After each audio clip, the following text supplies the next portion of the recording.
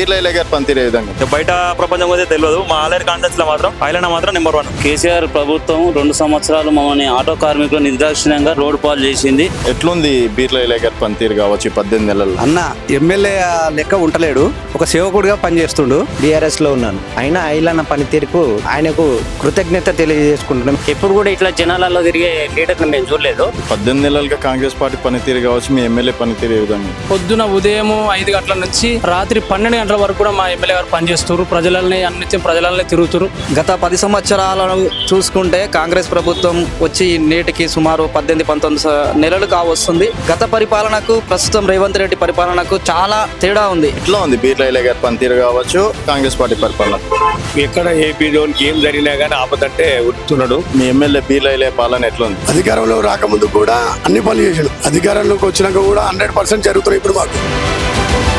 ప్రస్తుతం మనతో పాటు ఆలేరు ఎమ్మెల్యే అలాగే ప్రభుత్వ విప్ బీర్లా ఐలయ్య గారు ఉన్నారు. దాదాపు 18 నెలలు కంప్లీట్ అయింది. సో ఈ 18 నెలలుగా కాంగ్రెస్ పార్టీ ఏం చేయలేదు అని చెప్పేసి ప్రజల నుంచి వ్యతిరేకత వస్తుంది.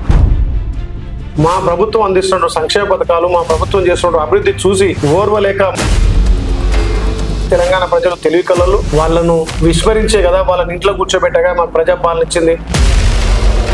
మీరు అమ్మవారి సాక్షిగా నేను ఆలేరుని కొన్ని హామీలు కూడా ఇవ్వడం అనేది జరిగింది. అవి గుర్తున్నాయన్న? ఇందులో ఒక 25%, 50% అలా చేశారు అని అనుకుంటున్నారు. మా ఆలేరు చిరకాల వాంఛ గంధమల ప్రాజెక్టు. ఇలా గంధమలకు 600 కోట్లతోటి గంధమల సాధించుకున్నాం. కొంతమంది ఓర్వన్ వాళ్ళు వాళ్ళ సోషల్ మీడియా వాళ్ళ పాలేర్లతోటి నా మీద దుష్ప్రచారం చేస్తున్నారు. అయినా ఎక్కడ కూడా అదరా బెదరా మా గౌరవ ముఖ్యమంత్రి రేవంత్ రెడ్డి గారి నాయకత్వాన 108 సీట్లు తెలంగాణలో వచ్చి తీరుతాయి. ఆలేరులో సుమారు 70 నుంచి 75 వేల మెజార్టీ తోటి బీర్లా ఐలయ్య అనే బిడ్డను గెలిపిస్తారు. ఇవాళ మీరు రాసి పెట్టుకోండి.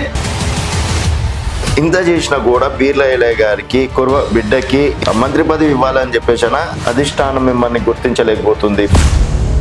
ఇంకా ఛాన్స్ ఉంది కదా. మా అధిష్టానం, మా గౌరవ ముఖ్యమంత్రి, మా మంత్రులు ఆలోచన చేస్తారు, తప్పకుండా అందులో అవకాశం కల్పిస్తారు. కాంగ్రెస్ అధిష్టానం ఎవరైతే కష్టపడుతారో తప్పకుండా వాళ్ళని వాడుకుంటది. మొన్న గుట్టకి వెళ్ళినాను, అక్కడ చాలా మంది ఆటో డ్రైవర్లు జనరల్ పబ్లిక్ ని అడిగిన ఏంటంటే ఆలేరుని ఇప్పటి వరకు డెవలప్ చేయనంత మా ఐలయ్య గారు డెవలప్ చేస్తున్నారు. ఇంకా మంత్రిగా అయితే మాకు నిధులు ఎక్కువ వస్తాయి, ఇంకా డెవలప్ అవుతుంది. సో ఈ రోజు ఆటోలని మాకు 10 మందికి అన్నం పెడుతుంది అంటే మా బీర్లా ఐలయ్య అనే. రాజు ఒకటే చెప్తున్నా, నేను చిన్నప్పటి నుంచి కష్టం చేసి వ్యవసాయం చేసి ఈ స్థాయికి వచ్చినంటే మా ప్రజల దీవెన, వాళ్ళ ఆదరణ. మీరు ఆలోచన చేయండి, ఒక బీసీ ఓసీ మీద 50 వేల మెజార్టీ అంటే ఇది చరిత్ర.